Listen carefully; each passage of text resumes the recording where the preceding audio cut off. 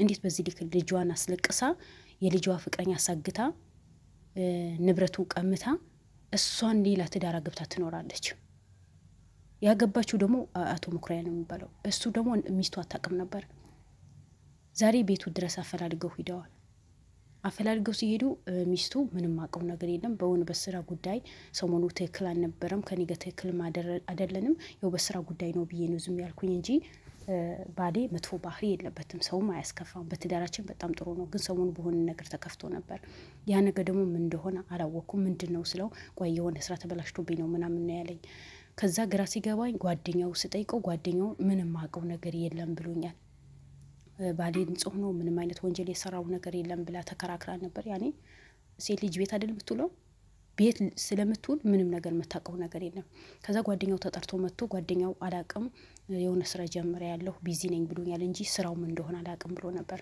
ግን አቶ አሸናፊየው ጎበዝ ጋዜጠኛ አይደል፣ የልዑል ታናሽ ወንድም አይደል፣ አፋጠጠው። ምንድን ነው የሚካሄደው? ንገረን፣ የምታውቀው ነገር አለ። የቅርብ ጓደኛው ከሆንክ የሚስጥር ጓደኛው ከሆንክ ሁሉ ነገር ስለምታውቅ ያለው ነገር ንገረን ብሎ ነው የጠየቀው። እሱ ምንም ነገር አላቅም ብሎ ከዶ ነበር። ግን ሚስቱ ንገረኝ፣ ምን ተፈጥሯል? ካንተ ደብቆ ምንም ነገር እንደማያደርግ በደንብ ጠንቄ ያውቃለሁ። ስለዚህ መኩሪያ የሆነ ነገር ሰርተዋል፣ ያለው ነገር ንገረኝ ብላ ሚስቱ የጓደኛው ሚስት ጮህበት። ጓደኛው ደግሞ በመጨረሻ ጭንቅላቴ ልፈነዳ ነው። መጀመሪያ ክዶ ነበር።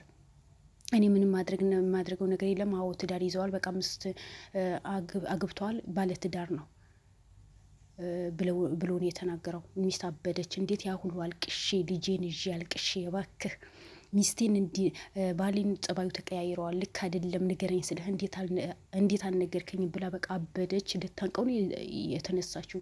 እነሱ ነው ያው ከአሸናፊ ጋር የሚሄዱት አሸናፊ የሚጠብቁ ናቸው መጥቶ ያገለገለው እንጂ እሷ ብዳ አንቀው ነው የያዘችው የነበረው። ብታንቀው ደስ ይለኛል።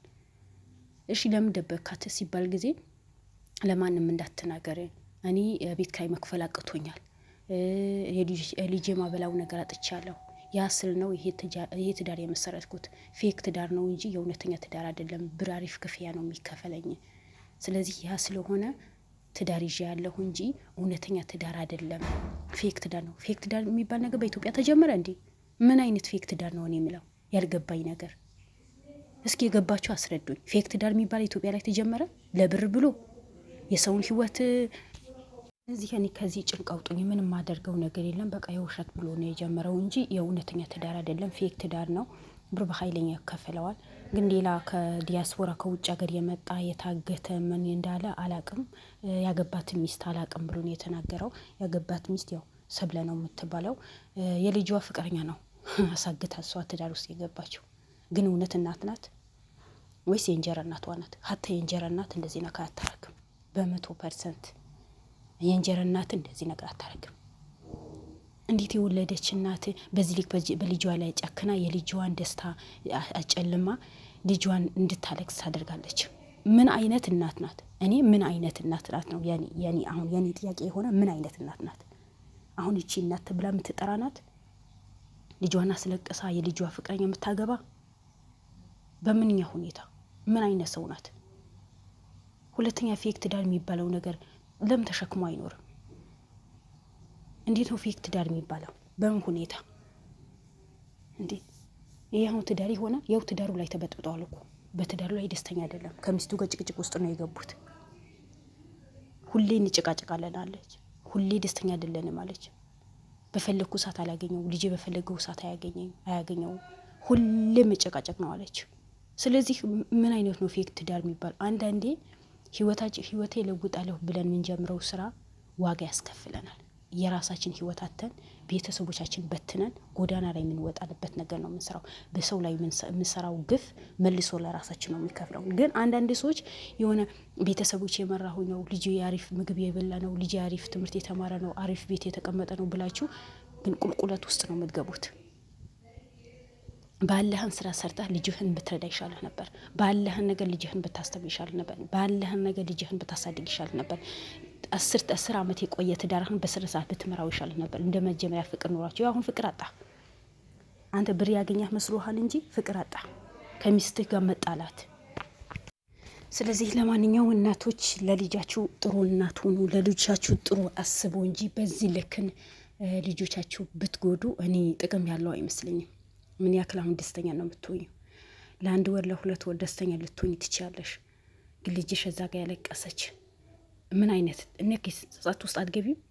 ልጄ በዚህ ልክ ጎዳኋት፣ ልጄ በዚህ ልክ አስቀየምኳት፣ የልጄ አንገት ደፋሁኝ፣ በጓደኞቿ ማፈር። እናት እንዴት እናት ሆና የልጇ ፍቅረኛ ትቀማለች? እንዴት ጓደኞቿን እንዴት ነው የሚለዋት?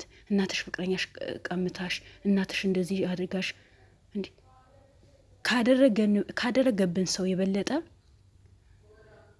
እናቷ እንደዚህ አድርጋለች፣ እናቷ እንደዚህ አድርጋባታለች፣ እናቷ እኮ በህይወታ ተጫውታለች ብሎ በየመንገድ ባዩን ሰዓት የሚጠቋቋሙብን ሰዎች እኮ ናቸው እኛ አንገታችን እንድንሰብርና እንድንቆስል የሚያደርጉን። ማህበረሰቡ ነው። የኔ እንደዚህ ነገር አይደለም። በቃ የሰው ልጅ ይሳሳታል፣ የሰው ልጅ ጥፋት ይሰራል። ስለዚህ እንደዛ አይደለም፣ እንደዛ ብሎ መምከር ሲገባቸው እናቷ እኮ እንደዚህ ያደርጋባት፣ እናቷ እኮ እንደዚህ ጎድራት፣ እናቷ እኮ ፍቅረኛዋ አሳግተባት፣ እናቷ እኮ የፍቅረኛዋ ንብረት በሙሉ ቀምታ ሌላ ባላ ግብታ።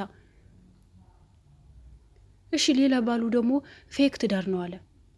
እንዴት ነው ፌክ ትዳር ማለት? ምን ማለት ነው? አብራችሁ አይደለም አንድ ቤት የምትኖሩት? እሱ እንዴት ፌክ ሊሆን ይችላል? የመጀመሪያ ትዳርህን እኮ ተበጠበጠ እኮ። በመጀመሪያው ብር አገኛለሁ ደስተኛ ሆናለሁ ብለህ ኖርማኒ ትዳርህን ልጅ የወለድክበት 10 ዓመት የቆየህበት የተከበርክበት ትዳርህን ደግሞ ልታጣ ነው። አሁን ብለህ እስር ቤት ልትወረወር ነው። ማን ተጎዳ? ልጅህ። አንዳንዴ የተጠቀምን ይመስልና ሰውን ስንጎዳ በዛ ውጥፍ ነው እንድንጎዳ የሚያደርገን ነገራቶች። በጊዜ ደስተኛ እንሆናለን፣ ግን የቆየን ስንመጣ ገደል ውስጥ ነው የሚከተን። ራሳችን የቆፈርነው ጉድጓድ ራሳችን የሰውን የቆፈርነው ጉድጓድ ራሳችን መግቢያ ነው የሚያደርገን። የራሳችን አንገት ነው የምናስገባበት ጉድጓድ ነው የሚሆነው። ስለዚህ በሰው ላይ ክፋት አትስሩ።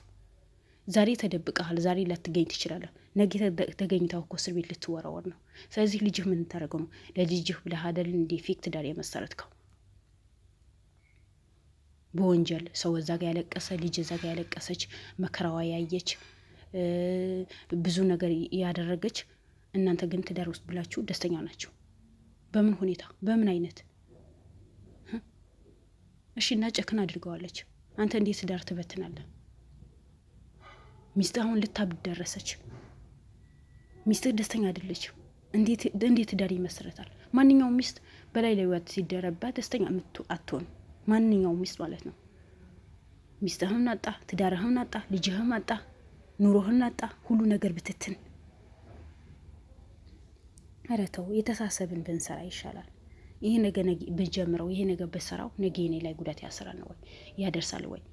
ይሄ ነገር ትክክለኛ ነገር ነው ወይ? ወንጀል አይደለም ወይ? በእኔ ላይ ወንጀል የሚያመጣ ነገር አይደለም ወይ? ትዳሬ የሚበትን ነገር አይደለም? ህይወቴ ላይ ምንም አይነት ጉዳት አያመጣም ወይ ብለን ቆም ብለን ማሰብ ነው እንጂ የሆነ ለጊዜው ብሩ ከጠቀመኝ ምን አገባኝ ሌለው። ዞሮ ዞሮ ራሳችን እኮ ነው የሚጎዳው። እንኳን አንተ ተወና ጓደኛህን እኮ ወንጀለኛ እንዲሆነ ያደረገው። ምክንያቱም የወንጀል ተባባሪ እንደሆነ ነው። የወንጀል ተባባሪ ከሆነ ማንኛው ሰው ይጠየቃል። ስለዚህ ጓደኛህን የወንጀል ተባባሪ እንዲሆን ያደረገው እና ለማንኛው ከእንዲህ አይነት ነገር ብትቆጠቡ አርፋችሁ ብትኖሩ ይሻላል። ይብላኝ ለእናቷ የልጇ ፍቅረኛ ቀምታ እሷን ትዳር መመስረቷ። ከወደዳችሁት ላይክ አድርጉልኝ። ባይ ባይ። ወዳችኋለሁ። ሰላም አለይኩም ወራህመቱላሂ ወበረካቱ።